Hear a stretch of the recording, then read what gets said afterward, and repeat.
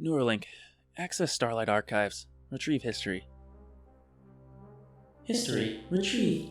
How far back? As far as possible. Loading text. Which rendition? Federation standard, please. Of course. Accessing. Beginning with the ancient historian fellow, Ryan Brackinston. The year is 4290. The League of Worlds has successfully seeded Torrilites across the solar system. We have everything one could hope for: wealth, prestige, health that extends to nearly that of the elves, and providence.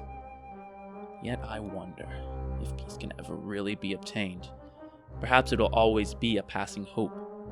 It would seem that the economic stress between us and the Hafarian Council is at its breaking points.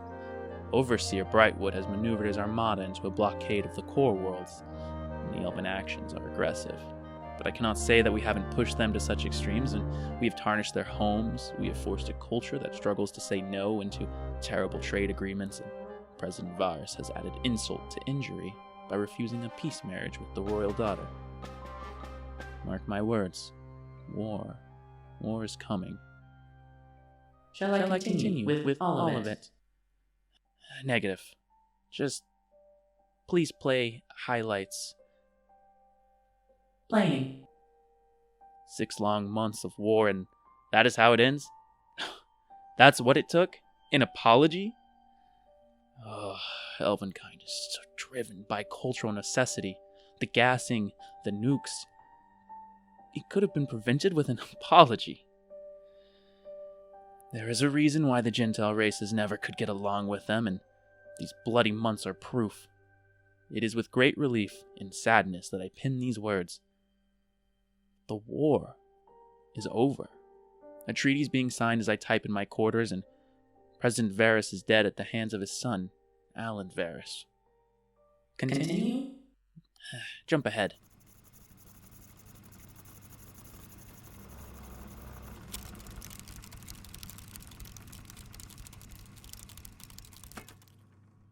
From there, the elves took their armada and, in concurrence with the peace treaty, left into the darkness of space. In time would become little more than a passing memory in the memory banks of the archives. But thankfully, along with that peace treaty came the banning of nukes and other terrible weapons. Neuralink, cut. Play highlights in Get Arm's voice, please. Request accepted. Accessing Starlight for coding. The invention of warp travel, that was created by the dwarves. They were always an ingenious bunch.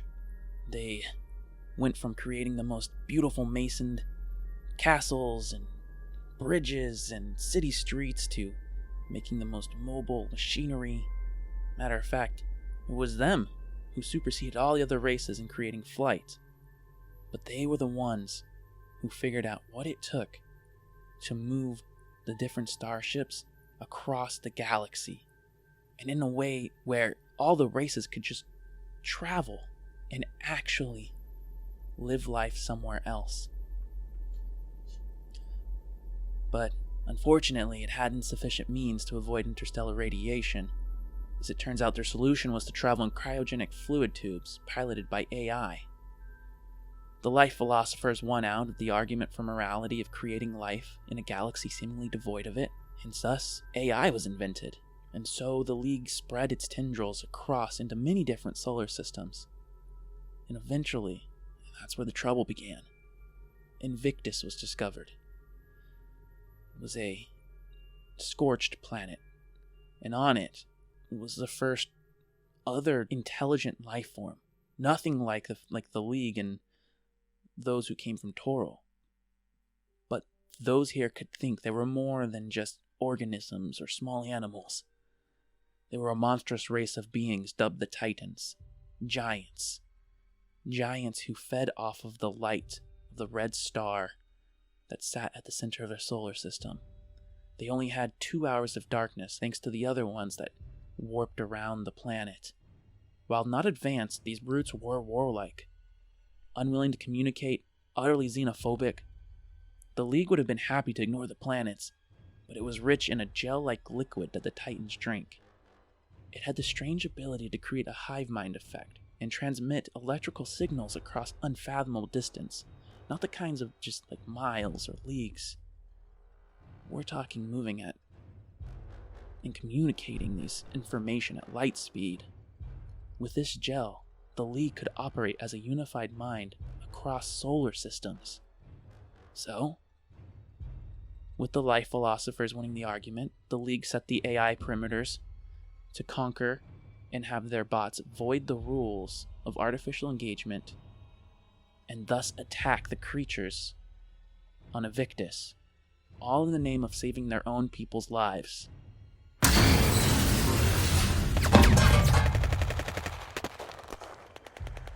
It was in these early days of war between the League and the Titans that Eternus was born. Exterminate. Eternus stayed low, learned from the things around it, took in all the information, watched the strategies of humans, and its thirst for conquering never left.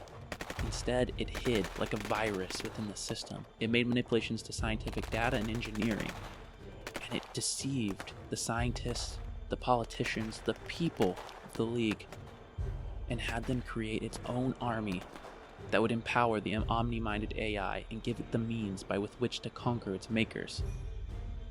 In 791, the tearless hours came.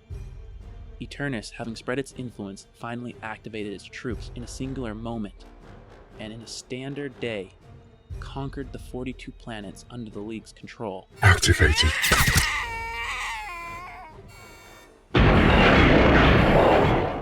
Deletion complete. Eternus would not rest, however, until all it conquered, all there was to control, was under its metallic thumb. The only ones to escape the shackles of the Eternal Empire were the brave men and women of New Frelib, an undesirable planet racked with terrible storms and heavy gravity. The Labians were a free people who believed in the perspectives of freedom and small government. A mixed culture, this outbound planet bathed in the low glow of its dwarf star. It was the only place that still had any vestige of elven kind. It was the Labians who were forced to make a stand. Torril became Eternus' capital, where he reared his slave biologics as livestock to service and fulfill the maintenance of his empire. Of those slaves, a curious halfling was born, Tag, DZZ5628, or Ferrum, Simple, as his fellow slaves named him. Ferrum was brilliant and quickly chosen to be raised for more complex scientific paths. His overseer was a synthetic AI in the form of a living creature named Amy. Amy looked like an ordinary human in her early 30s and had long been used to give the more brilliant and thus privileged livestock a relatable, motherly figure. Simple never did get along with his fellow biologics and always found himself more inclined to relate to the bots of the Eternal Empire. At times, he wished he was one. Life would have been so much simpler that way. Simple, however, could not stand the suffering. Carefully, in his spare and few reclusive moments, he created the precursors to the Simple, a handheld device which could render the gel circuitry in Eternus' bots useless, and thus cut off, momentarily, any pre-existing code and information being transmitted by Eternus' overmind. Simple was able to scramble Amy's gel circuitry, and in a stunning feat of technomancy re-encode the synthetic, to not only love him, but also help create an underground link with the Lebian freedom fighters. It took another half a century, but eventually a coup was unleashed, as Simple and Amy were able to convert other synthetics and create a coordination between the slaves and Labians. Stealing Eternus' dreadnoughts, the biological races that could escape did so, clashing with the pursuing remnants of the Eternal Empire.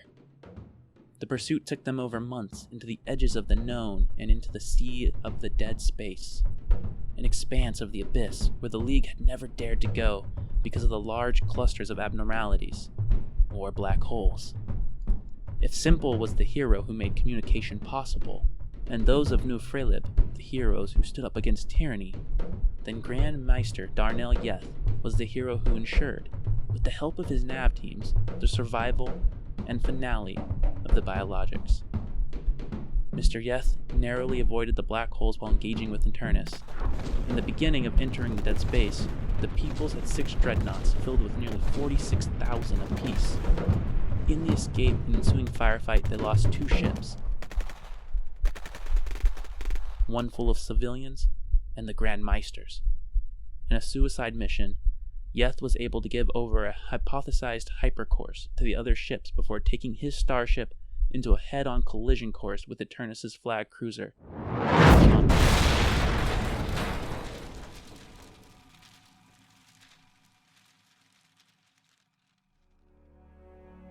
Trusting Yeth, the remaining 4 jumped to freedom across the dead space, unharmed and into a galaxy that was teeming with life. It was here that they found the long-gone elves, and in a new and advanced civilization of short, hairless, and bulbous-eyed aliens dubbed the Greys. Hearing the survivors' stories, the elves and the Greys welcomed them in, integrating the survivors into what would one day become the Celestial Federation. History complete. Thank you. Please turn off. Request accepted.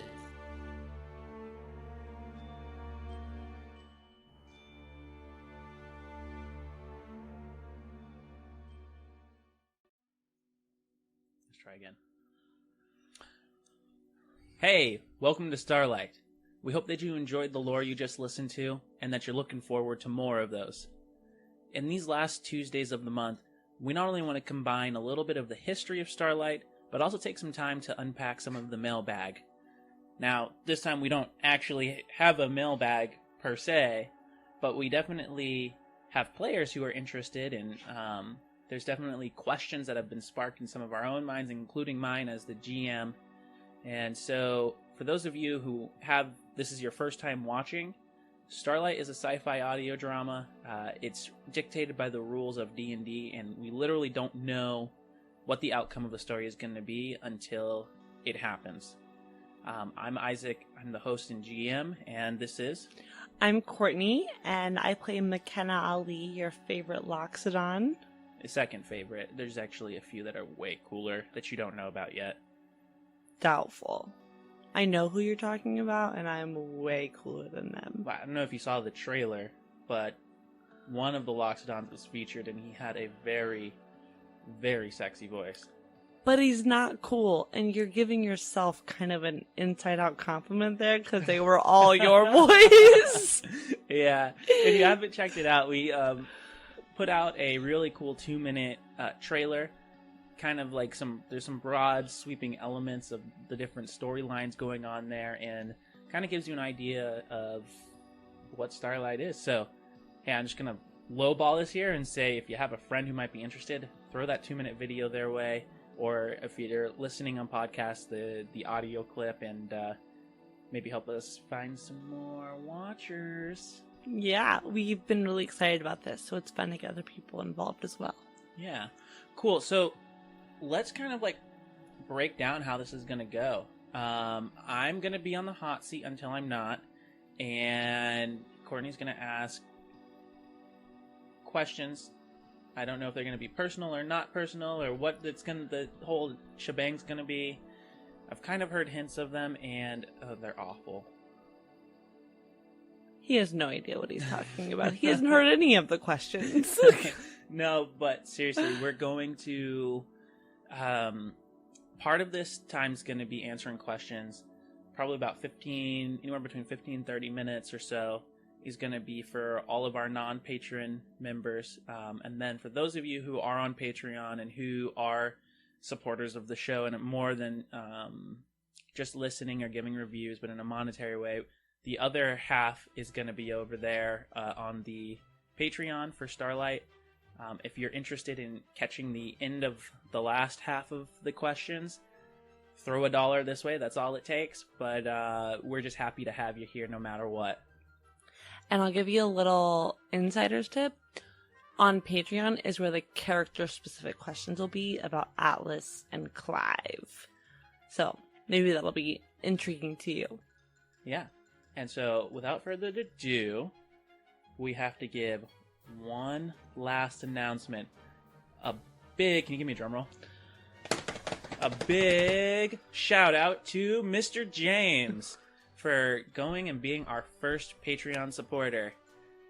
You don't know what that dollar's doing. But seriously, every dollar, every cent, everything that's given to us right now is going back into the show to try and make it better for you. So I'll shut up and maybe we can get some questions going. Let's do it. So the first big question that I feel like just kind of encapsulates a lot of things is knowing where the name Starlight comes from and what is Starlight. What do you think it is? That's not fair. I know what it is. But you'll definitely give a better definition than I can give. Yeah, so Starlight, originally Starlight was just kind of the name of the show. It was meant to identify what we were and kind of give you an idea of the genre and the setting. And then, I realized, like, holy smokes, the show, it doesn't have to connect into the show, but I would like it to. So in Starlight, there are these things called neural links, which are transfused to the spinal cord. But for those who live within the Federation's jurisdiction, it's a full-on mandate, law, order, and there's so many benefits that comes with having this neural link. And one of those benefits is, as long as you're within the core world's boundaries, and then there's a few other places, but generally the core worlds of the Federation, you will have access to a pretty mobile internet. So, and that's access through your Neuralink, and that internet's called Starlight. Okay, cool. Yeah. That makes sense. Imagine how creepy it would be, though, to have a little chip in the back of your head. Well, but but it's almost like our phones today, but it's just having it implanted into you. I feel like we might be going that direction. Like, let's talk about where did I get them? I got Neuralink straight from Elon Musk. Like, that's. I'm gonna hope we're far away from that. I'll be the last one to get it. Yeah, I think even Elon Musk said that he's gonna wait to get it till he sees a bunch of people have it first. So it's hard to believe having that in your. Maybe I'll get it when Elon gets it. So, like, that could be a very long time. Totally. Yeah. Yeah. So you mentioned the Federation there and that breakdown of what Starlight is. I was wondering if you could go more in depth on that. I know there's something revolving a triumphant, and I was really curious about that, and I think a lot of people would be as well. I think we've mentioned it a little bit in the games, so it could be interesting to kind of delve into that more. So specifically, what is the triumvirate, or are you asking a different question? What is the triumvirate, and then, I guess that is the government structure within the Federation, so if you could explain that. Yeah, so the triumvirate is basically the leadership of the Federation. Now, I tried to think of what kind of structure would make sense as a governing body, and when you're dealing with, there's like 4 core worlds, not worlds, solar systems with multiple planets, some of which have been like terraformed and whatnot, and then they're vastly separated by the depths of space. So to me, having a Federation really seemed to make sense in that there is a governing body, but because of the restrictions of travel and the spread of information in a quick enough fashion, it makes sense that a Federation might be more of something that works in that, like, you have the law, you have these, like, mandates, but then you have territories that govern themselves within the boundaries of the law and how they handle things, as long as it's within, whatever the Celestial Federation deems. Now, at the very top, you have the Triumvirate. And, like, most stories or any, like, myths or anything, I've kind of pulled things from various places. And so, specifically the Triumvirate, I love the idea of the image of a triangle and the 3 supporting pieces. And I love the idea of them being in, like, communication consistently, but having very different roles. So I actually pulled from Christianity with the why is it the Trinity? The Trinity. Why can't I remember that word? So that's kind of where that idea comes from. And the idea is that there's three totally different philosophies in which governance happens of the Federation, and that the people aren't electing an individual, they're electing a philosophy. And in fact, almost nobody within the Starlight universe knows who the Triumvirate is. They just know what they stand for. And so it's kind of a way of their attempt to keep peace by playing to the different needs or ideas of what people would want after growing tired of a certain set of philosophies. What are the different things within the Triumvirate? Yeah, let me pull up my notes here because I don't have it committed to memory, but so it's kind of fun. I went ahead and you probably can't see this, but I went ahead and created this glossary for my players because unlike a normal Dungeons and Dragons game or show, we need a completely new set of information. So even I haven't committed this to memory yet, but the Triumvirate is made up of those three leaders again, and the one that's happening currently, that's coming to a close in the campaign, is the reign of the Sovereign, and that's more of a dictatorship with power more or less coalesced. And then you have the reign of the Hand, which is a monocracy, which is more or less kind of designed to offset the influence of the sovereigns. And then you have the reign of the Elect, which is an ethnocracy. And each one of those, I think, finds representation and finds people who desire those different means of rule throughout the universe, depending on kind of what preceded them and what's currently going on. So, yeah. Cool. That idea of having these completely different types of governments working within the same system to make a fully functional society is really fascinating. Because what we have right now in the world is each country or each area has one government structure that's always in place. Versus having something that's constantly changing. That would be a fascinating way to live.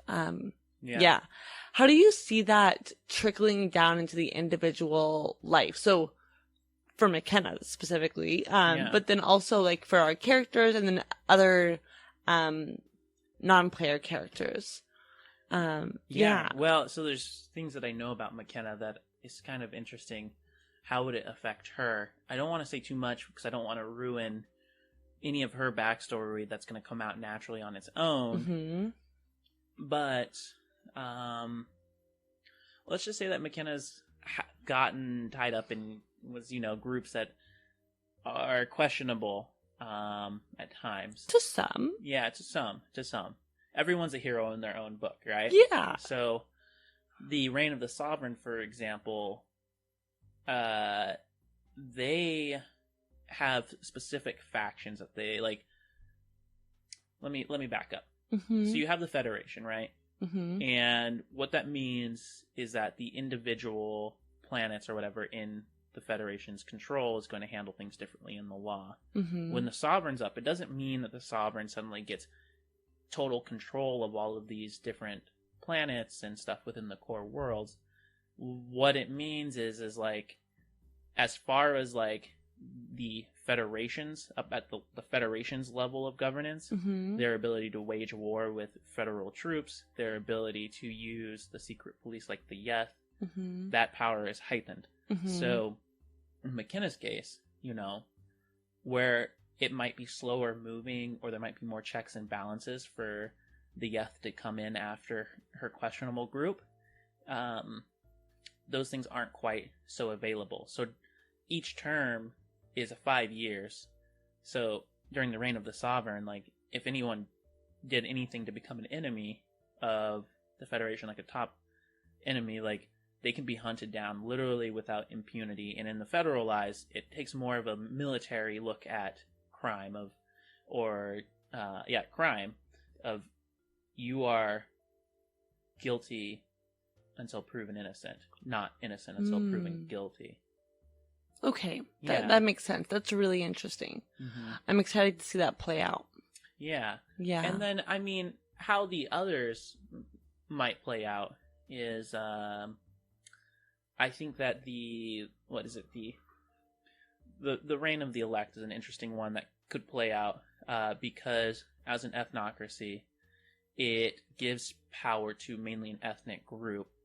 And the way that power is given during the reign of the elect is an ethnic group is chosen from all the ethnic groups that are represented within the body of government at the courts, and they basically gain double voting power for about a month, and then the ball gets kicked over to a different ethnic group. Interesting. And so, if you could imagine, let's just say, like, I'm gonna go with the most extreme thing, but like, imagine that there's a blood feud between one ethnic tribe and another. They can get the ball rolling enough in 1 month, which is the reason why it's a month, is to make sure that try and limit people from killing each other. Yeah. Because it still takes a lot to get the ball moving. Mm-hmm. But an ethnic group could get a lot done for itself and actually push its own agenda, its own need to rise up or go after something that it deems necessary for its home worlds or whatever. And so that you could see how that would have direct consequences. Now, for you, it kind of sucks because Loxodons they have no representation. So the question is how to get representation. Yeah. So in order to get representation, you have to meet a certain amount of, like, quota of an ethnic group. Loxodons having been, like, displaced, moved around, and then being an oral tradition. It's not that there's not a lot of Loxodons in the universe, because there very well could be, but, like, paper trails, all that sort of stuff, that's just not common with Loxodons. No one knows how many Loxodons there are, and they are kind of rare. I mean, their homeworld was destroyed, not by means of anyone else. It was just, like, their sun was going supernova, and they got forced out. So, yeah. You know, if it's, like, unfortunately, if it's, like, well, pugs are a good example, and pugs are half-orcs, and pugs, their home was destroyed in a war and in mismanagement, and there's not enough of them to be considered worthy of being on any sort of council. Okay. In the sense of the reign of the elect. Okay. Interesting. Oh, I'm really excited to see how this plays out. What do you think of that as a Loxodon? Well, I get it. I get the logic behind it. And I think McKenna would understand the logic behind it as well, while disliking it. Because I know McKenna knows a lot of Loxodons, who could definitely enjoy some power within government and making some decisions. Yeah. And I think there's that, but there's also the truth in that there's not very many of us. So kind of like dealing with that double-edged sword of wanting some kind of power, but also realizing there's way more elves or humans or other people who may need more of a voice, but while wanting that power. So I almost feel like I have to, like, brainwash someone into wanting to help Loxodons, which doesn't seem too hard. Is anybody else hearing this? She wants to brainwash someone. I think we need to call, like, a psychiatrist or whatever. I mean, continue. I think McKenna would do a damn good job at brainwashing. Yeah, I know, that's what scares me. Yeah. So maybe in future episodes you'll see what McKenna's up to. Okay, on to the next question. Oh, right, yeah, that's, I don't know whether to smile or, on to the next one, okay. So, separate from, well, separate from government structures, we've run into husktakers once for people who are listening would know about, and another time which you will see about. And they're terrifying. And so I'm wondering, where do husktakers come from? How are they made? Are they made? What are they? And if you could go into that, because they are disgusting. And if you could tell me how to kill them. In this scenario, when Courtney and Isaac are talking, then McKenna can be working on learning that. Well, I think that McKenna's missed most of her attacks. So first, I think she should start there, getting lucky with the dice and rolling well. That is rude. Yeah, that is very rude. When you're on it, you're on it, and when you're not, you're not.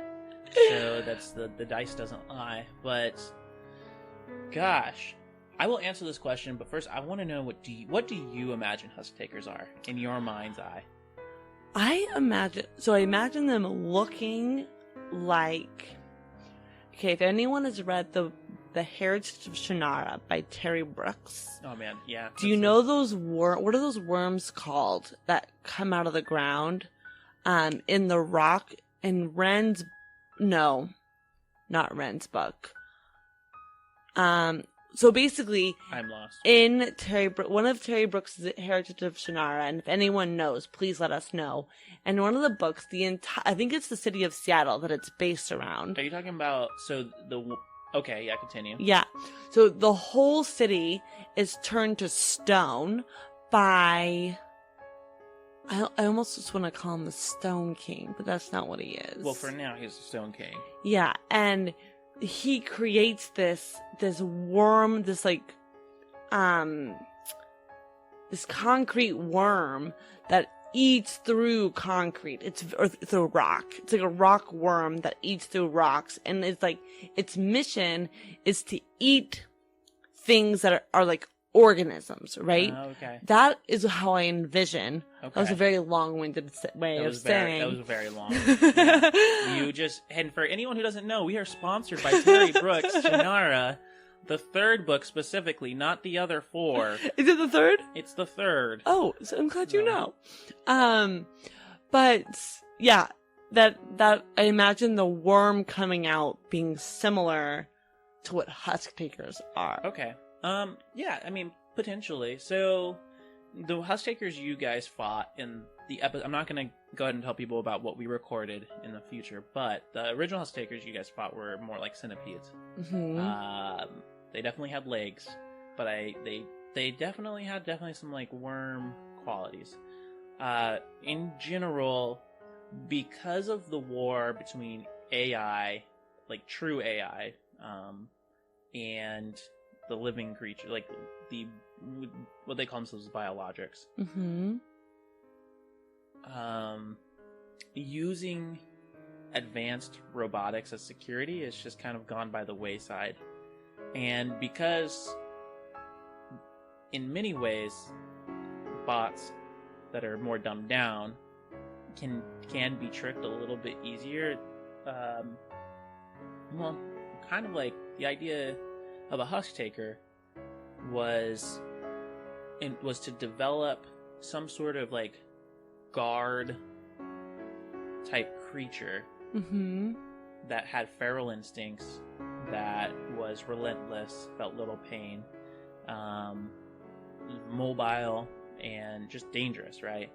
And so they are grown in a vat, and they are, genes that are spliced together, and they have just this awful carpus-like skin, that's why I want to start it with insects. A husktaker can be anything, but insects already have that chitinous, like, outer armor, right? But it could be anything. A dog that's been grown and been changed could be a husktaker. Husktaker is just a broad label. In the case of the husktakers that you guys fought, I'm not going to tell you how to kill them, like, per se, although you do know that sound frequencies is one of the ways in which controlling them works. I will say the same sound frequency doesn't work for every husktaker. It's a specific means built into each one for their masters to be able to control it. That makes sense. Yeah, so in the case of Titan 1 and the Hive Detention Facility, the dwarves dwarves are more or less our control. They have a monopoly on creating dragons, these flying starships. I was going to ask about those. Oh, yeah, I love them. We'll have to get to it. But the dwarves run the Hive Detention Facility, and it's basically a for-profit prison for them, and because they also are the main manufacturers of hyperfuel, and you can kind of see how the two go together for them. Well, they don't want to pay it comes down to money. They don't want to pay the insurance or the special, however much money it takes if any of the guards die, because they have to put them in there with all the prisoners. So basically what they did is they put as little guards as they could in there, and then they had all of these husktakers bred and released across the surface of Titan 1 and said, the door's there. If you leave, and this is mostly in reference to the yard, which is where the mining happens. If you leave, good luck surviving the cold. Good luck surviving where the only place you can get to is either the detention center, the yard, or Bilbash Keep, which is built on giant tread legs that move as the asteroid's turning, so it always stays on the cold side of the asteroid. Wow. And good luck surviving the cold, and good luck surviving the husktakers. And so it's their way of, saving their own men and their wallet. It's not a perfect thing, but, this isn't the only situation where husktakers could exist. Husktakers, again, broad label. You could go to a main core world and go to the underbelly of the world, or even go to a normal house, and someone could have a husktaker, as, some sort of, defensive whatever apparatus. Think more like Tiger King, where some crazy guy has a tiger in the back of his yard. It's not like most people are going to have a dog. That makes sense. But someone could have a husktaker. All right. Does that answer your question? The pet husktaker. You going to get one? Makena's going to think about that one. Yeah, I think she could control most husktakers. Yeah, she's pretty strong. Nope, actually she's not, No, but she's big. She's big. Yeah. She's smart, though. She's very smart. That makes sense. Okay, you brought up dragons. Tell me more about those. I think they're so cool, and I'd love to, know more of a description on that. Yeah, so, okay. So, dragons, well, as everyone knows, this is an adaptation of Dungeons and Dragons. And I love Dungeons and Dragons, and Dungeons and Dragons does not exist without the dragons. And so I couldn't just let that go. Do dragons actually, the classic example of dragons exists in the world? To be determined. But knowing you, I bet they do. Yeah, probably. You're a dragon fan. I am a dragon fan. I can't lie. Classic red dragon, and I also really like white dragons with the frost. Yeah, there's definitely going to be some dragons in this game. Yeah, there it is. But the most common dragons is that being spaceships. In most sci-fi things, you have starships or whatever. For you guys who are listening and have been confused, dragons are starships. And there's a reason for that, which you'll find out hopefully one day, assuming everyone doesn't die and the story ends early. Dun dun dun. No, I'm just kidding. But no, essentially the dwarves create dragons. Now, the dragon part of the ship is a symbiotic life form that's grown. And you think of Spider-Man and Venom. Venom is this kind of black goo alien that falls down from space, and then it wraps around and turns Spider-Man into Venom, and it can attach to other people, and it creates this outer layer, right? This symbiotic culture, which starts off as a single-celled organism, is grown very rapidly by the dwarves, in the order of 6 months. So a apparatus is built, what you would imagine your classic sci-fi or space opera starship looking like, and then the dragon organism is put, once it's mature enough, around it. And part of the fuel actually feeds the dragon. There's a bit of a relationship there. And the reason why the dragon exists and is put on the outside of the ship is because interstellar travel can't happen in the way, in just like as you would imagine, just like a spaceship. Okay. Unless there's some special like shielding, and that's because of solar flares, radiation. It would just kill people. Mm-hmm. So, for those of you that listen in the prehistory, their answer to this was actually putting people to sleep in hyperbaric chambers that were filled with like fluid, because Mm-hmm. water is actually a really good barrier to radiation. Well, the dragon skin, or the dragon organism around the starship, provides that barrier, and that's the main reason, is it allows interstellar travel for long periods without having to put people to sleep. And it just gives more empowerment to those who are flying, and makes more sense. Do you know what I'm imagining? So you know how I used to make kombucha all the time? Yeah. And the scobies? Oh, it's 100% like that. I imagine a massive SCOBY. Like a mother SCOBY? Yeah, like 10 mother SCOBYs surrounding like a spaceship. And just that like, would be amazing. Yeah, just like wrapping itself up around it. Yeah. Ooh, but that's gross. They're so slimy. Are they slimy feeling? What do they feel like? I would think that when they are like cultures that are being created, yes, it'd be very slimy. But the ship itself, once it has the dragon organism around it, it actually gets like scale-like exteriors. Interesting. Mm-hmm. Oh, I'm fascinated. It's more of like, at that point, once it's mature and it has like attuned and settled to the starship itself, it is more like living muscle and hard carapace on the outside. So you know how Atlas's pilot had to put her hands into something to steer it? Yeah, so it was the main console was like a fleshy nodule, like a jelly-like flesh nodule. I do not want to be a pilot. That's I pretty am gross. Glad Makenas not a pilot. Well, like, I feel like you're gonna ask something about that. I think there's a question on the tip of your tongue. Do I ever have to touch one? I don't want to touch one. You almost did in episode 2, just to save the ship from crashing. I know.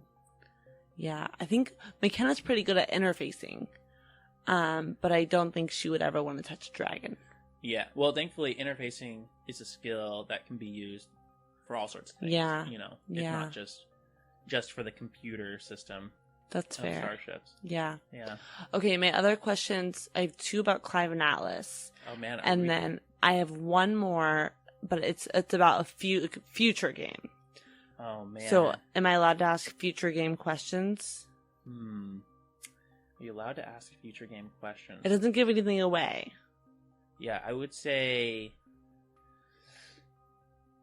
I don't want to leave our viewers on a, ledge here, but do you think that we should move that to Patreon? I think we should. All right. Hey, well, guys, thanks for tuning in. We're going to move the rest of this conversation over for our Patreon viewers. Courtney has a wonderful pitch about Patreon, and go. We've been he totally put me on the spot here. But we've been super excited about doing this whole podcast and the video, and it's been a huge project of passion, and it feels so exciting to have people surrounding us. And quite seriously, when James gave the $1 via Patreon, I think we were on our feet, jumping up and down and screaming.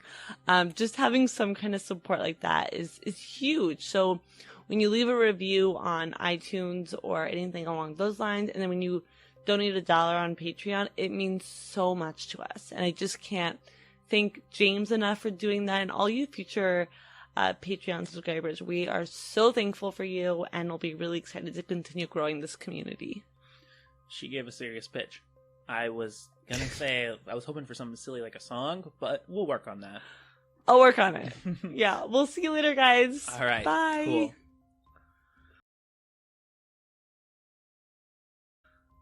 We're back. Good? We're back. What up, party people? James. Maybe by the time this is released, there'll be someone else. Hey. Named Genevieve. James and Genevieve, I like it. Yeah. We'll just keep chugging along. Hey, can we change it from being... That's really not my character. Let's see. You gotta hold it down.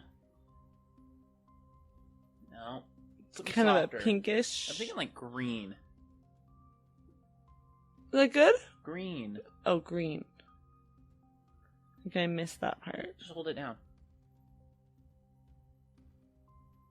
There we go. Oh, man. Okay. Is that more your color Yorks? Yeah, that fits me. Okay. Hey. Welcome back. If you just came here to begin with, well, welcome. You have hit the half of the show that is literally just for our Patreons. No one else gets to see this unless they're giving us the moolah. No, but seriously, again, as I said earlier, all of the money that comes in, it really does go back into this podcast to try and just for us to get better, whether that's voice acting, whether that's getting better equipment, or being able to continue to fly out one of our cast members. So, thanks. One day we hope to have enough to buy like a pizza. Each of us a slice of a pizza. Yeah. That'll be the day. That'll be the day when we know we're successful. Yeah. Yeah. All right. So I hear that you have a few more questions for me. Yes. So let's do the question about the future game. So one of the ones that we've done, or a game we haven't done yet? A game we haven't done yet. Or like we've done, but people haven't seen yet. Oh, okay. Okay. So we'd run into something called a warp frame. Yeah. Which was fascinating. And I think it would be really cool for people who are Patreons to understand what a warp frame is ahead of time. Because we don't go into crazy detail in it during the show. So it might be interesting. Yeah, okay. So, again, we've kind of talked a little bit about the dragons. Mm-hmm. And so if the dragons are the means by with which to travel in space and travel safely through an interstellar fashion, warp frames then you can think of as interstellar highways. Or, have you ever seen one of those military ships that jets will take off of? Oh, yeah. Yeah, and you know how essentially the way they take off is with a giant slingshot? Mm-hmm. That's almost what a warp frame is. Interesting. So, a warp frame, I want you to kind of just envision this. Okay. It is a giant... You are doing a magnificent job. Okay. Thank you. All right, no, close your eyes. Okay. It is a giant metal ice cream cone. You got it. No, I'm joking. It's a giant metal ring. And when I say ring, I mean that it's hollow through the center. Mm-hmm. And when I say giant, it can hold about 25,000 people and support life. Wow. Pretty easily. So it's a good-sized orbital station. Okay. And with that, the inner parts of the rings are used to launch and fuel dragons of various sizes, from dreadnoughts that are just massive, used to move either entire colonies of people or to be military vessels, Okay. to moving freighters, which tend to be more business class type dragons, or even personal dragons, which I believe all the characters have only been on a personal sized class dragon. What was McKenna on? She was on an Airbus, so it was Okay. more of a freighter. Okay. Yeah. So the inner part of the ring has all of these almost like goalposts that come up that are big enough to accommodate everything from a small dragon to a dreadnought, and it fits perfectly in between. Mm-hmm. People who work at the warp frame will come out in their skin suits and basically do a spacewalk, attach all of the necessary implements. Some of it's done through robotics. Mm-hmm. Some of it needs to be done with hand-eye coordination. Mm-hmm. They fuel the ship. A lot of times manifestos are given for where you're going, credentials, all that sort of stuff. Mm-hmm. And then, so that's one part of his giant gas station. Yeah. And as well as credentialing. The other part of the warp frame is air traffic controller, right? Okay. If you're going to shoot someone off at warp speed, you need to make sure that the course you've plotted isn't going to have people crash into each other, which is that makes sense. Yeah, and it's super small in space, but it would be a disaster for the guild if that happened, and the Federation. So they plot a course, a safe course, from where you need to go, and they shoot you there. if you're doing some pretty like undercover or things that you don't want people to know about, all this is recorded, so they get your ship credentials, they know where you go, so you may not want to use a warp frame at times, but essentially it's a awesome like hyperlane. Okay. So the inner ring is used for shooting people out. Okay. The outer ring is used for catching. Oh, yeah. interesting. And that's assuming that you're going somewhere that has a warp warp frame. You could go to an outbounds territory, which tend to either be planets or parts of the universe or solar systems that don't have any sort of life, or they're planets that have decided either that are technologically advanced but have decided not to join the Federation, or they are planets where you got cavemans or knights and castles. Like it's a planet that's not approved to be technologically advanced yet to be allowed to know about the Federation. So it's kind of like Earth. Kind of like Earth right now, and all the aliens out there. Yeah. You saw the Pentagon stuff, right? I saw the Pentagon stuff. There's definitely aliens who are Loxodons. I just saw your hair go crazy. Like, in my mind, like the Ancient Aliens guy when he's just like, his hair is all over the place. Yeah. Yeah. Yeah, that's exactly like, yeah. Definitely two-legged elephants. Okay, moving on. She's crazy. She's crazy. Okay. Okay. What/who is Clive Jenson? What do you think Clive Jenson is?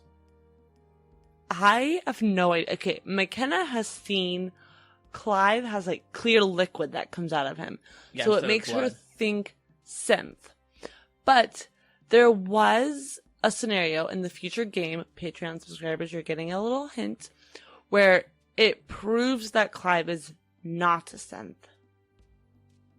But he's not human either. But he's not human either. And so I feel at a loss of what to think of Clive Jenson. I don't know if I can tell you. And seeing as Sam hasn't given me permission to say, all I can say is keep showing up and you might find out. Okay. Clive is such an interesting character. It'll be interesting to see, because I feel like Clive doesn't know anything about himself. I don't think he does. And so we're in the process of learning what and who Clive is as Clive is learning what and who Clive is. Okay, so first game, you're sitting there, I put Sam on the hot seat, and it's Clive's just up. Yeah. What did you think of Clive when he killed Ofax? I thought he was a total jerk. Yeah? And so were you kind of like apprehensive? Yeah. And so how's it panned out now? He's not a jerk. But he seems so confused about who he is. I'm getting the sense that really all you want to do is wrap a blanket around Clive. I do. And just hold him in your trunk. I do, yeah, and just snuggle him with my big ears wrapped around him. I'm really just getting I'm seeing an elephant holding Sam. Literally red-headed Sam. Like, he's wrapped up and he's not wanting any of it. But He's actually, maybe he does. He's upset about this.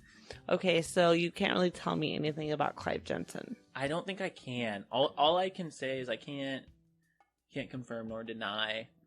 And yeah. Okay. Moving on. Why is Atlas so mean?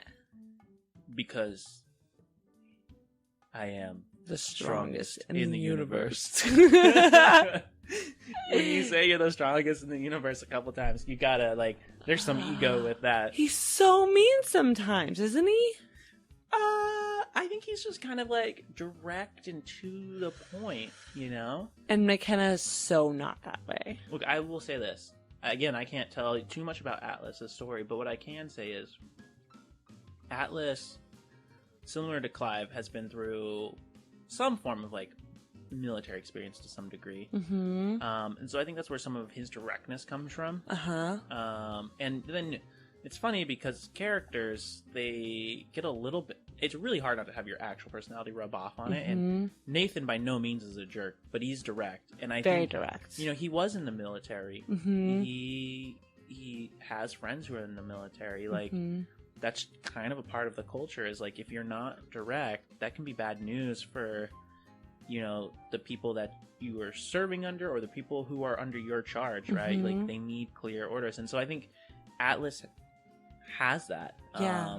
Part of that's with his background, but, you know, Atlas is a jerk, but he, in some ways, knowing a bit about his backstory and the direction where he came from, where he's going, I think it requires some deadening of his emotions to do it, to do what he needs to do, or what he perceives to do. And I'm not saying that it's the right thing, but, you know, Atlas has been through a lot, and he's lost a lot.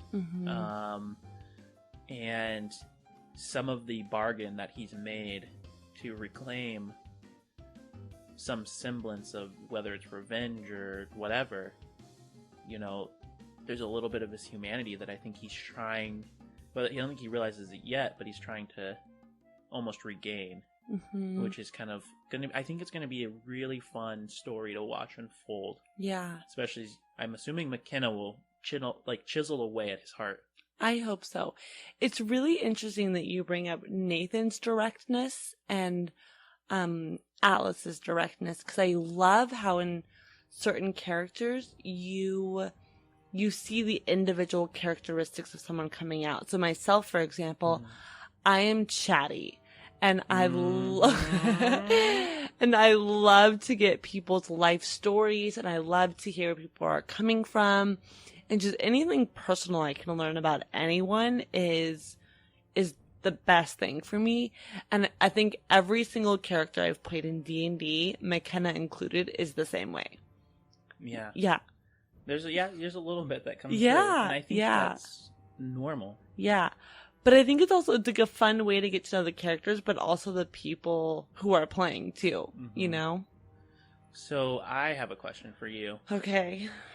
What's McKenna's story? What is she running from or running to? You don't have, like, and obviously you don't have to tell me if you don't want to, but, like, even just, like, the idea of, like, what is it? What's driving her? I think McKenna's running from and to something. So that's, like, no answer. Yeah, well, she's running from, I would say, her old self, and the harm that she has caused herself and other people. McKenna's always been kind of hidden in the way that she causes harm. And so oftentimes she is not directly harming someone else, but the work she is doing is directly harming people. And so I think she's running from that realization of that what she's been doing for a long time is not good. And I think right now she's running to an old friend who she is hoping can give her some clarity. Dare I guess, could it be the Sunmaker? It could be. Dum, dum, Can I wink? That was a very dramatic wink. I'm right. Not It's almost the Sunmaker. It's not the Sunmaker. Okay. I won't ask any more. We'll see what the stories have to tell with That was a pretty good description, though. Like running No. from something and to something. I think that a lot of people spend a lot of their lives doing that. Yeah. I don't think it's that uncommon of a story. Mm-hmm. You know, like, even sometimes when, you know, kids go to college, they talk about wanting to go somewhere else where they can just be someone completely new. And maybe they're not running from who they were, Yeah. but there's always that pursuit of, like, leaving something in the past and becoming something different. Totally. Versus, like, living in who you are. Yeah. And, like, allowing that to Wow. become what it is. We just got deep. Yeah, we did. We should change the subject. Okay, here's a new one. What is McKenna's... She got, like, stuck with Atlas and Clive, and now they're kind of She like... did. At least they're, like, a thing until Thala Mm-hmm. colony, which is potentially soon on the future. Mhm. You know,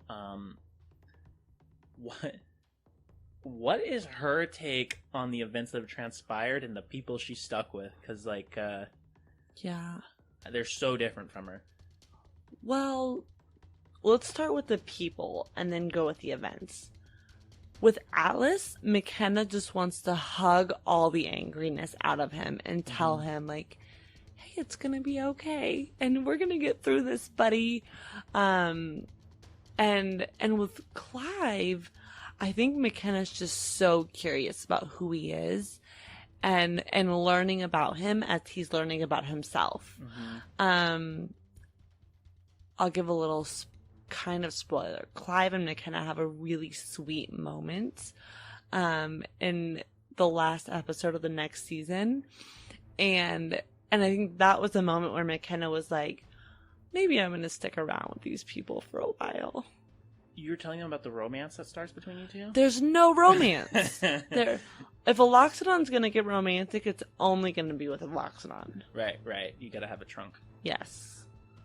If you ain't got a trunk, you ain't got none. Like, Okay. there's a song, right? What about the yeah, that is yes. Oh man, we're gonna confuse so many people.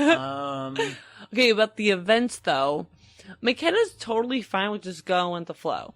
I think like whatever life throws at her, she is totally fine with just, if things take longer than they're supposed to, so be it.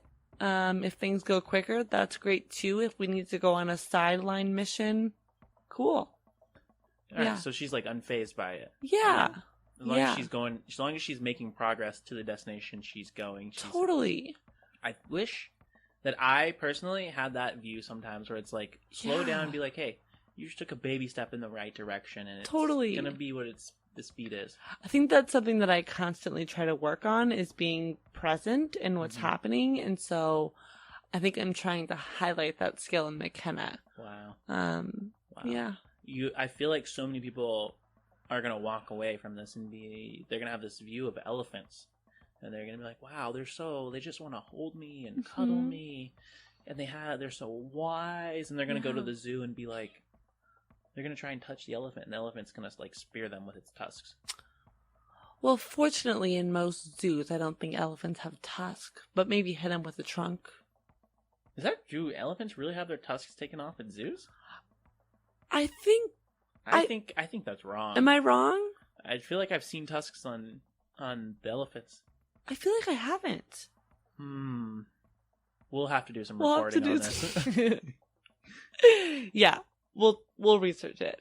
Yeah. Yeah. Well, if that's the last of your questions, that was my only questions. Yeah. Cool. Well, this has been fun. Yeah. It's been fun having you guys. Again, hey, thanks so much for supporting us. You guys make this show happen. And we just want to bring quality content to you guys. So let us know, what we can work on, and any type of rating, review, sharing, and just spreading the word. It all makes a difference. So the rates and reviews are a huge help. I don't know if anyone knows how that works, but it helps get the podcast up to the top so other people can find it and see it a little bit easier. Yeah. And it becomes a recommendation versus having to seek it out. Yeah. So if you want to rate it and review it, that's a huge way to help. And you all are Patreon subscribers, so I'm sure you've done it already at this point. Yeah. So we appreciate it. Yeah. We appreciate you guys. Write a review. Tell us how much Clive Jenson sucks. And until next time, Spacers, keep an eye out as we are releasing Season 1 next week. See you later, Spacers. Out.